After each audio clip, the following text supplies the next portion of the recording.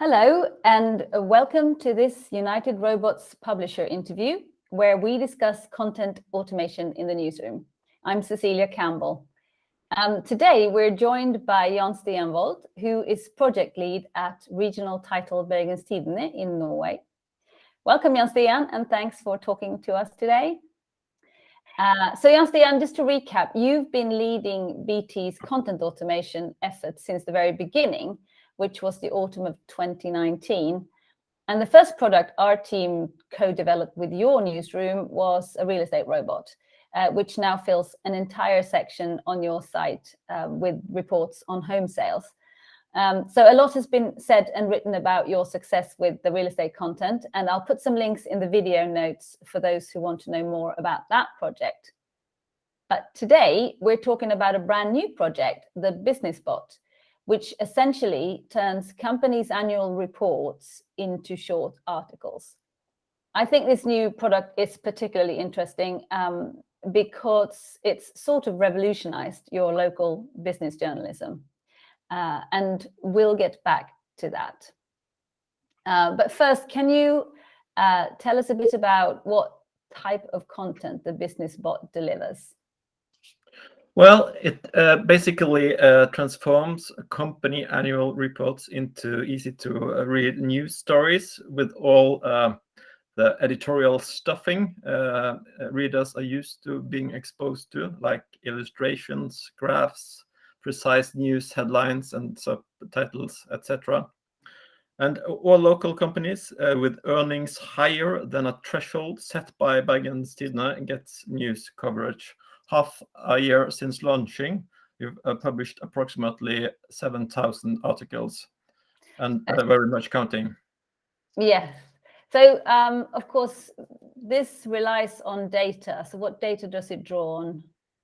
Well, in Norway, annual reports are public material. Data is from the central Norwegian business register called Brønnøysundregistrene.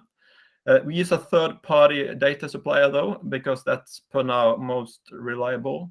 This gives us access to all basic information about companies like earnings, margins, dividends, number of employees, balances, salary of CEO, ownership structure, etc., etc.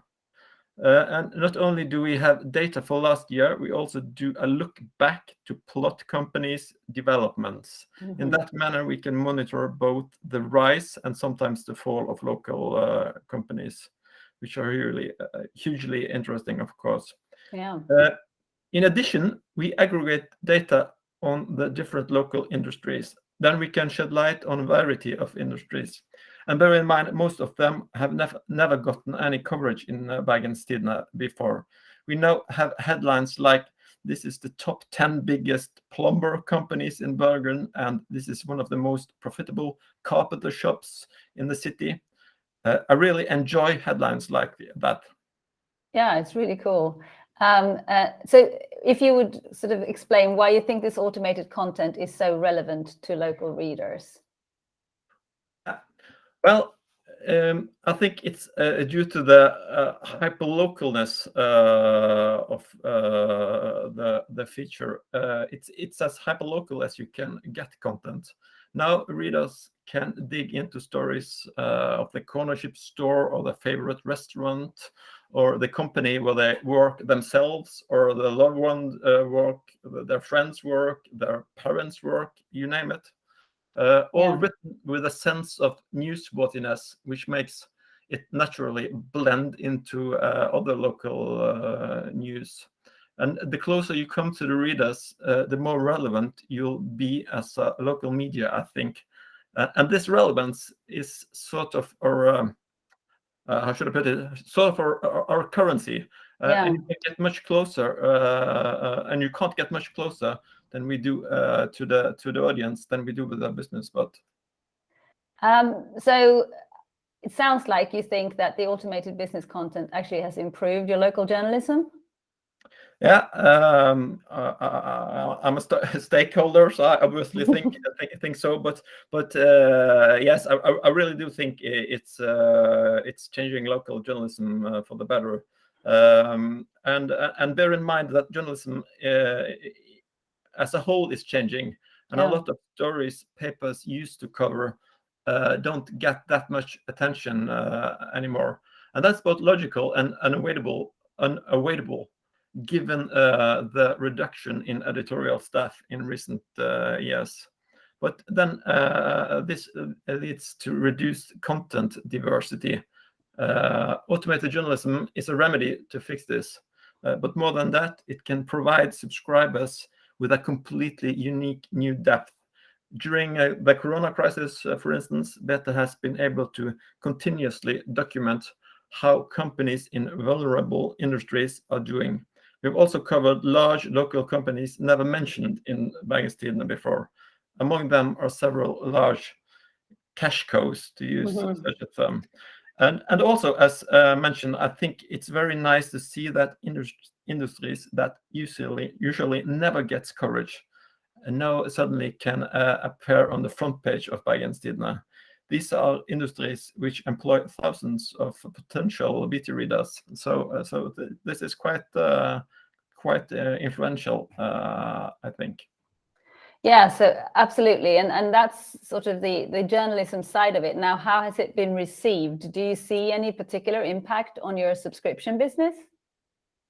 Well, I have to say the local business bot has been a surprisingly big hit among subscribers. The service has frequently topped the most read lists. That's quite unheard of when it comes to automated content. Yeah. And just to further illustrate this point, more than 70 articles have been read by a number of 10,000 subscribers or more, and many of them a lot more. And here I have to say that most of these top read stories have been exposed to some moderate manual editing, like changing the news headline or adding an even more relevant picture in order to increase engagement further. The most read article, a story about a traditional roadhouse in the outskirts of Bergen, really a small company, had nearly 40,000 subscribers, subscriber page views. And just to put that into perspective, BT has 65,000 active digital subscribers daily at the turn of the year. And in grand total, 2 million page views have been generated by the company bot from July to December. So, and the fact that so many subscribers of Bergens Tidende used the feature indicates that it might prove helpful in the retention of readers, which of course is crucial to subscription-based media outlets these days. Absolutely key, isn't it? And so why do you think the content is so popular with the readers? Well, I think there are at least three factors. The hyperlocality of the service, as already mentioned. That's the one thing. The second thing, I think, is what I call the curiosity aspect. The service actually is a way to discover the city in some way. Now you can read about all kinds of local businesses and thus get a better picture of what's going on in the city. And Bergen is a lively city. And the third is as also mentioned, is the changed focus of local journalism in recent year. That has opened up some blind spots, I think, and this new feature contributes to make those, if not go away, to make those blind spots more narrow, and that's a good thing, I think. Yeah, so you mean that because there are fewer journalists and you can't cover everything, this is helping you to fill in those gaps. Yeah. Could the data analysis the robot does, could that be used beyond the immediate stories in some way? Yeah, surely. The service builds on a unique database, which can lead to more investigative journalism, hopefully. And we've already produced a massive investigative piece on women's representation in local top management.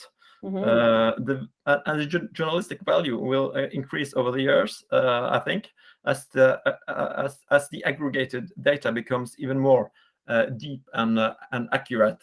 And this in turn will increase the value for the real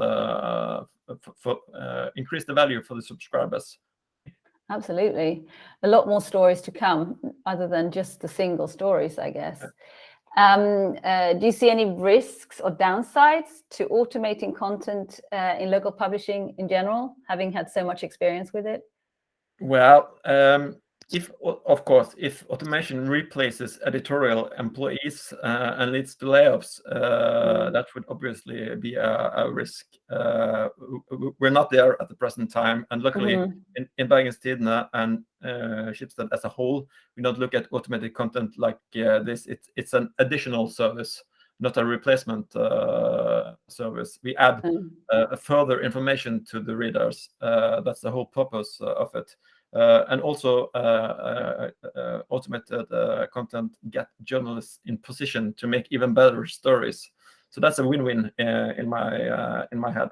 And another potential risk is spamming. I guess we got, as mentioned, we got 25,000 automated articles in Bergens Tidende in just over a year, and we are obviously still counting. We are growing that number day by day. And we need to find even better solutions to make sure that the right content finds the right readers. Thus, we're looking into various kinds of segmentations, for instance. We also could look into even more personalized ways of content distribution, but that is to approach with caution, I think. It might have some downsides. That is probably a discussion for another forum. Yeah, absolutely. I mean, that's an ongoing discussion, isn't it? How much you should personalize in news. What advice would you give to local publishers who may want to start using robots in the newsroom? I got two. Number one, you have to treat automated content like journalism. I like to say I look at automated content as structured imitation of journalism. Set high standards for the text and most of all the headlines and the lead texts, and use visualizations and graphs. It's doable to automate these process as well, and base it on as much of linguistic variation as you can. And it's really possible to have a huge diversity in the texts. And the second, combine small data with aggregated big data, micro and macro hand in hand. You can tell a story about the smallest company, but you can also automate the content on how the company's industry is going, both locally, regionally, and even nationally. And you can write about a single property being sold, but you can also automate stories on the real estate market as a whole. And other than that, my best advice is just to dive into it. It's rather fun, actually. Thank you. Thank you so much for sharing your insights with us, Jan Stian. You guys are trailblazers, and in news automation, it's always fascinating to hear from you. And thank you for watching this United Robots publisher interview. If you're interested in learning more, you'll find plenty of more content on our YouTube channel, or head over to our website at unitedrobots.ai. Until next time, thank you and goodbye. Thank you, Jan Stian. Cheers.